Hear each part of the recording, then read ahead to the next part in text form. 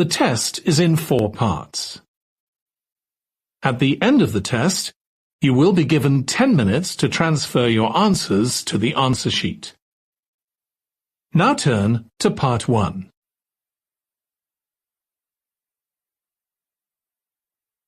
Part 1. You will hear a woman phoning a friend to get information about a job agency. First, you have some time to look at questions 1 to 5.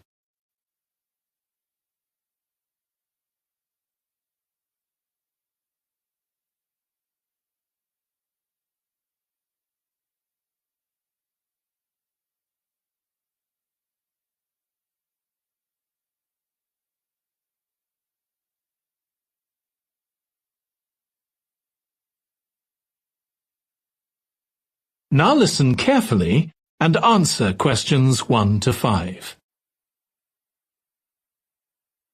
Hello, William. This is Amber. You said to phone if I wanted to get more information about the job agency you mentioned. Is now a good time? Hi, Amber. Yes, fine. So the agency I was talking about is called Bankside. They're based in Docklands. I can tell you the address now. 497 East Side. OK, thanks. So is there anyone in particular I should speak to there? The agent I always deal with is called Becky Jameson. Let me write that down. Becky Jameson. Jameson.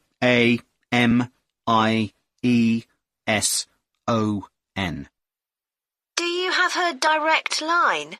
Yes, it's in my contacts somewhere. Right, here we are. 07866 510 333.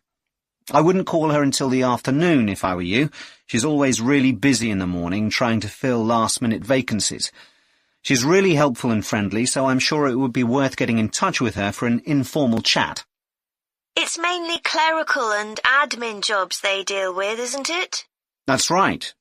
I know you're hoping to find a full-time job in the media eventually, but Becky mostly recruits temporary staff for the finance sector, which will look good on your CV, and generally pays better too. Yeah, I'm just a bit worried because I don't have much office experience. I wouldn't worry. They'll probably start you as a receptionist or something like that. So what's important for that kind of job isn't so much having business skills or knowing lots of different computer systems, it's communication that really matters, so you'd be fine there. And you'll pick up office skills really quickly on the job. It's not that complicated. OK, good. So how long do people generally need temporary staff for? It would be great if I could get something lasting at least a month. That shouldn't be too difficult. But you're more likely to be offered something for a week at first, which might get extended. It's unusual to be sent somewhere for just a day or two. Right. I've heard the pay isn't too bad.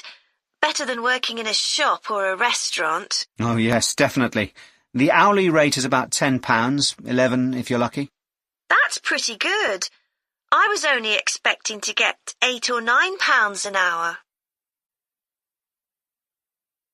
Before you hear the rest of the conversation, you have some time to look at questions 6 to 10.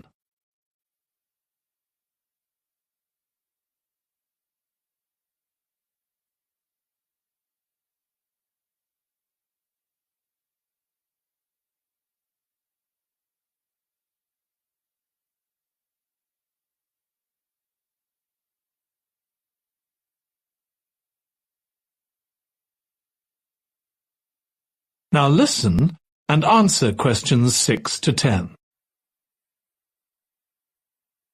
Do you want me to tell you anything about the registration process? Yes, please. I know you have to have an interview. The interview usually takes about an hour, and you should arrange that about a week in advance. I suppose I should dress smartly if it's for office work. I can probably borrow a suit from Mum. Good idea. It's better to look too smart than too casual. Will I need to bring copies of my exam certificates or anything like that? No, they don't need to see those, I don't think. What about my passport? Oh yes, they will ask to see that. OK. I wouldn't get stressed about the interview, though. It's just a chance for them to build a relationship with you, so they can try and match you to a job which you'll like. So there are questions about personality that they always ask candidates, fairly basic ones, and they probably won't ask anything too difficult, like what your plans are for the future. Hope not. Anyway, there are lots of benefits to using an agency. For example, the interview will be useful because they'll give you feedback on your performance so you can improve next time. And they'll have access to jobs which aren't advertised. Exactly. Most temporary jobs aren't advertised. And I expect finding a temporary job this way takes a lot less time.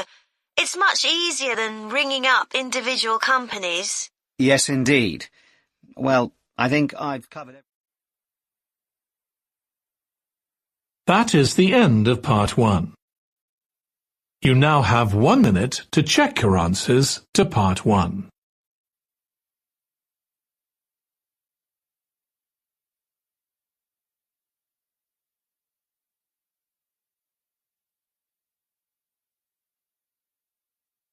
Part 2. You will hear a woman giving a presentation about a holiday on an island in Britain that her company organizes. First, you have some time to look at questions 11 to 14.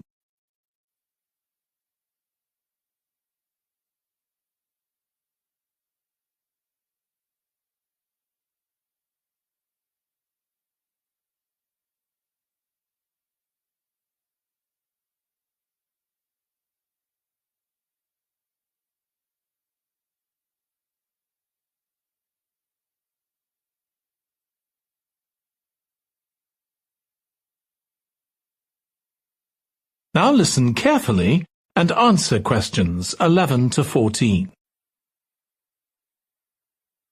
Good morning. My name's Erica Matthews, and I'm the owner of Matthews Island Holidays, a company set up by my parents.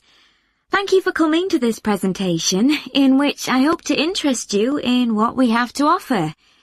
We're a small family-run company, and we believe in the importance of the personal touch.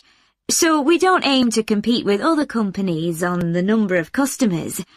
What we do is build on our many years' experience, more than almost any other rail holiday company, to ensure we provide perfect holidays in a small number of destinations, which we've got to know extremely well. I'll start with our 6-day Isle of Man holiday. This is a fascinating island in the Irish Sea, with Wales to the south, England to the east, Scotland to the north, and Northern Ireland to the west. Our holiday starts in Heysham, where your tour manager will meet you. Then you'll travel by ferry to the Isle of Man. Some people prefer to fly from Luton instead, and another popular option is to go by train to Liverpool and take a ferry from there. You have 5 nights in the hotel, and the price covers 5 breakfasts and dinners, and lunch on the 3 days when there are organised trips. Day 4 is free, and most people have lunch in a cafe or restaurant in Douglas. The price of the holiday includes the ferry to the Isle of Man, all travel on the island, the hotel, and the meals I've mentioned. Incidentally, we try to make booking our holidays as simple and fair as possible, so unlike with many companies, the price is the same whether you book 6 months in advance or at the last minute, and there's no supplement for single rooms in hotels. If you make a booking, then need to change the start date, for example because of illness, you're welcome to change to an alternative date or a different tour for a small administrative fee. Before you hear the rest of the talk, you have some time to look at questions 15 to 20.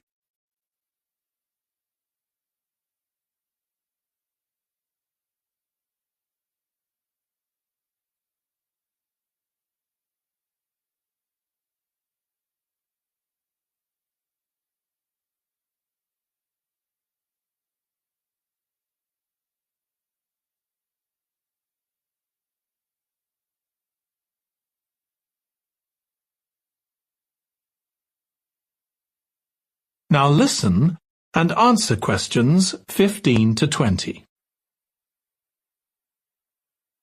Okay, so what does the holiday consist of? Well, on day 1, you'll arrive in time for a short introduction by your tour manager, followed by dinner in the hotel. The dining room looks out at the river, close to where it flows into the harbour, and there's usually plenty of activity going on. On day 2, you'll take the coach to the small town of Peel, on the way calling in at the Tynwald exhibition. The Isle of Man isn't part of the United Kingdom, and it has its own parliament called Tynwald. It's claimed that this is the world's oldest parliament that's still functioning, and that it dates back to 979. However, the earliest surviving reference to it is from 1422, so perhaps it isn't quite as old as it claims. Day 3, we have a trip to the mountain Snaefell. This begins with a leisurely ride along the promenade in Douglas in a horse-drawn tram. Then you board an electric train which takes you to the fishing village of Laxey. From there, it's an 8-kilometre ride in the Snaefell Mountain Railway to the top. Lunch will be in the cafe, giving you spectacular views of the island. Day 4 is free for you to explore, using the pass which we'll give you. So you won't have to pay for travel on local transport or for entrance to the island's heritage sites.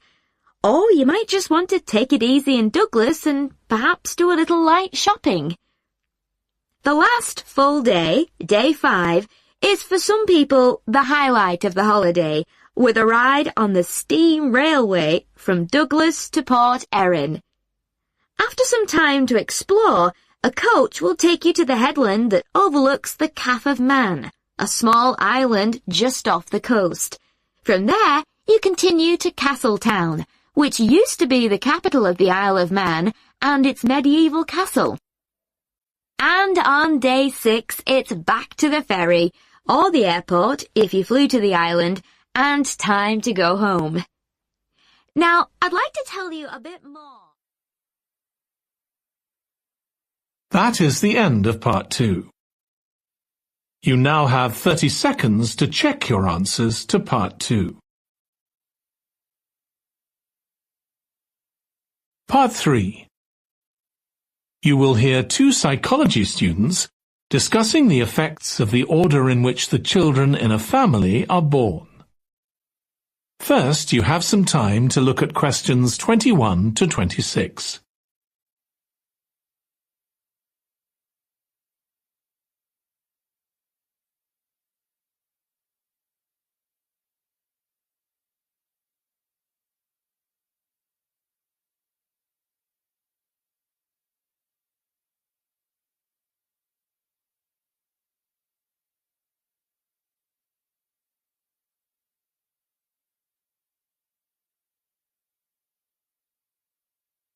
Now listen carefully and answer questions 21 to 26. Ed, how are you getting on with the reading for our presentation next week? Well, okay, Ruth, but there's so much of it. I know. I hadn't realised birth order was such a popular area of research. But the stuff on birth order and personality is mostly unreliable. From what I've been reading, a lot of the claims about how your position in the family determines certain personality traits are just stereotypes, with no robust evidence to support them. Okay, but that's an interesting point. We could start by outlining what previous research has shown. There are studies going back over 100 years. Yeah, so we could just run through some of the typical traits. Like the consensus seems to be that oldest children are generally less well-adjusted, because they never get over the arrival of a younger sibling. Right, but on a positive note, some studies claim that they were thought to be good at nurturing. Certainly in the past, when people had large families, they would have been expected to look after the younger ones. There isn't such a clear picture for middle children, but one trait that a lot of the studies mention is that they are easier to get on with than older or younger siblings. Generally eager to please and helpful. Although that's certainly not accurate as far as my family goes. My middle brother was a nightmare, always causing fights and envious of whatever I had. As I said, none of this seems to relate to my own experience. I'm the youngest in my family, and I don't recognise myself in any of the studies I've read about. I'm supposed to have been a sociable and confident child who made friends easily, but I was actually terribly shy. Really? That's funny. There have been hundreds of studies on twins, but mostly about nurture versus nature. There was one on personality which said that a twin is likely to be quite shy in social situations because they always have their twin around to depend on for support. My cousins were like that when they were small. They were only interested in each other and found it hard to engage with other kids. They're fine now, though. Only children have had a really bad press. A lot of studies have branded them as loners who think the world revolves around them because they've never had to fight for their parents' attention. That does seem a bit harsh. One category I hadn't considered before was children with much older siblings. A couple of studies mentioned that these children grow up more quickly and are expected to do basic things for themselves, like getting dressed. I can see how that might be true, although I expect they're sometimes the exact opposite, playing the baby role and clamouring for special treatment. Before you hear the rest of the discussion, you have some time to look at questions 27 to 30.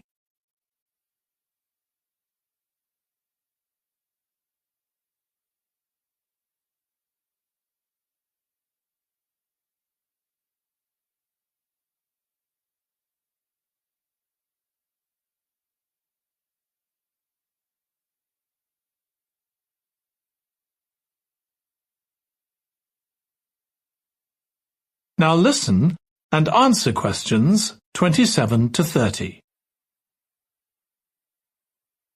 What was the problem with most of these studies, do you think? I think it was because, in a lot of cases, data was collected from only one sibling per family, who rated him or herself and his or her siblings at the same time. Some of the old research into the relationship between birth order and academic achievement has been proved to be accurate, though. Performances in intelligence tests declined slightly from the eldest child to his or her younger siblings. This has been proved in lots of recent studies. Yes, although what many of them didn't take into consideration was family size. The more siblings there are, the likelier the family is to have a low socio-economic status, which can also account for differences between siblings in academic performance. The oldest boy might be given more opportunities than his younger sisters, for example. Exactly. But the main reason for the marginally higher academic performance of oldest children is quite surprising, I think. It's not only that they benefit intellectually from extra attention at a young age, which is what I would have expected. It's that they benefit from being teachers for their younger siblings by verbalizing processes. Right. And this gives them status and confidence, which again contributes in a small way to better performance. So, would you say sibling rivalry has been a useful thing for you? I think so. My younger brother was incredibly annoying, and we fought a lot. But I think this has made me a stronger person. I know how to defend myself. We had some terrible arguments, and I would have died rather than apologise to him. But we had to put up with each other, and most of the time we coexisted amicably enough. Yes, my situation was pretty similar. But I don't think having two older brothers made me any less selfish. I was never prepared to let my brothers use any of my stuff. That's perfectly normal, whereas sometimes... That is the end of part 3. You now have 30 seconds to check your answers to part 3. Part 4. You will hear a student giving a presentation about a type of tree known as the eucalyptus, which is common in Australia. First, you have some time to look at questions 31 to 40.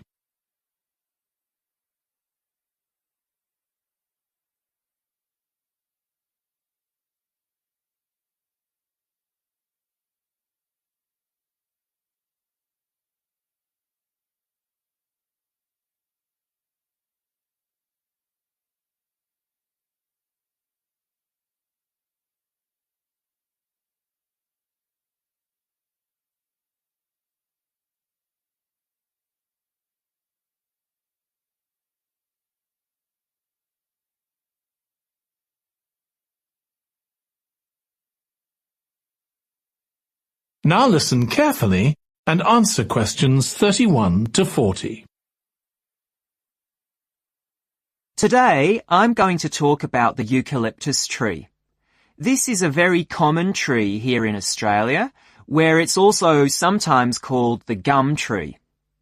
First, I'm going to talk about why it's important. Then I'm going to describe some problems it faces at present.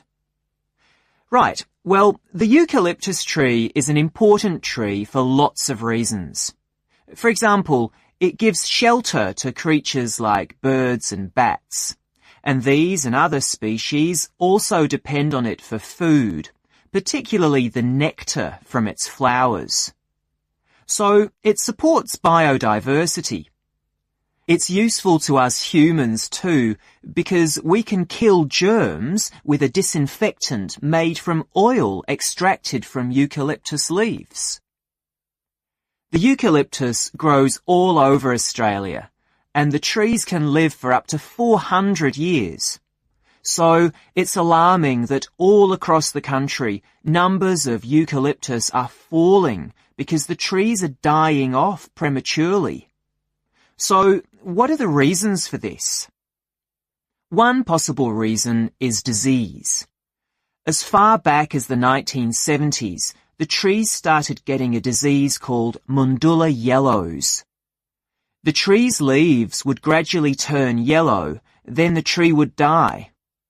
It wasn't until 2004 that they found the cause of the problem was lime, or calcium hydroxide, to give it its proper chemical name, which was being used in the construction of roads.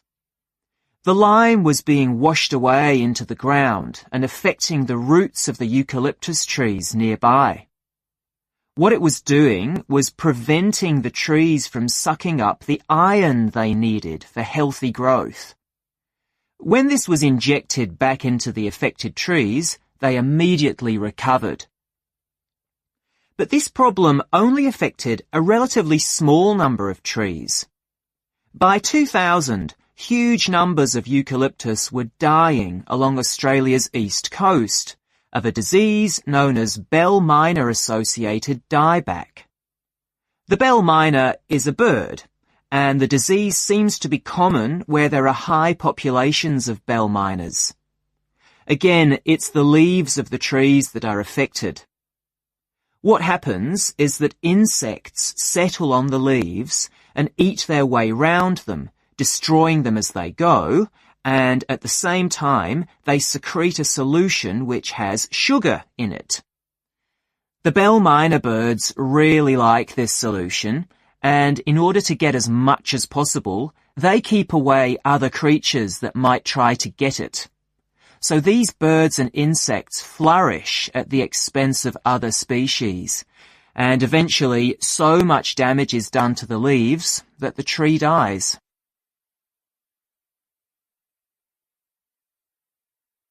But experts say that trees can start looking sick before any sign of bell miner-associated dieback. So it looks as if the problem might have another explanation. One possibility is that it's to do with the huge bushfires that we have in Australia. A theory proposed over 40 years ago by ecologist William Jackson is that the frequency of bushfires in a particular region affects the type of vegetation that grows there. If there are very frequent bushfires in a region, this encourages grass to grow afterwards, while if the bushfires are rather less frequent, this results in the growth of eucalyptus forests. So, why is this? Why do fairly frequent bushfires actually support the growth of eucalyptus? Well, one reason is that the fire stops the growth of other species which would consume water needed by eucalyptus trees. And there's another reason. If these other quick-growing species of bushes and plants are allowed to proliferate, they harm the eucalyptus in another way by affecting the composition of the soil and removing nutrients from it. So some bushfires are actually essential for the eucalyptus to survive as long as they are not too frequent. In fact, there's evidence that Australia's indigenous people practiced regular burning of bushland for thousands of years before the arrival of the Europeans. But since Europeans arrived on the continent, the number of bushfires has been strictly controlled. Now, scientists believe that this reduced frequency of bushfires to low levels has led to what's known as dry rainforest, which seems an odd name as usually we associate tropical rainforest with wet conditions. And what's special about this type of rainforest? Well, unlike tropical rainforest, which is a rich ecosystem, this type of ecosystem is usually a simple one. It has very thick, dense vegetation, but not much variety of species. The vegetation provides lots of shade, so one species that does find it ideal is the bell myna bird, which builds its nests in the undergrowth there. But again, that's not helpful for the eucalyptus tree. That is the end of part 4. You now have 1 minute